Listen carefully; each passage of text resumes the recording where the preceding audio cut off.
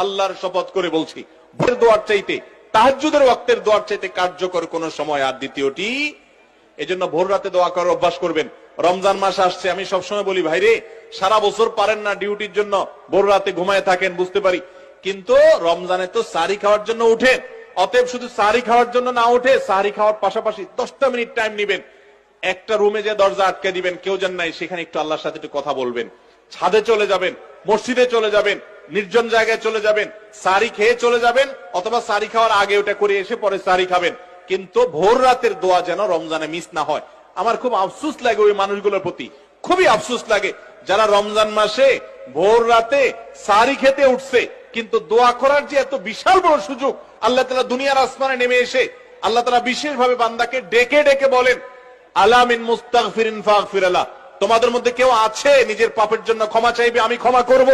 তোমাদের মধ্যে আছে কেউ যে বিপদগ্রস্ত, আমি বিপদ দূর করব। এরকম আল্লাহ তাআলা ডেকে ডেকে ক্ষমা করে থাকেন।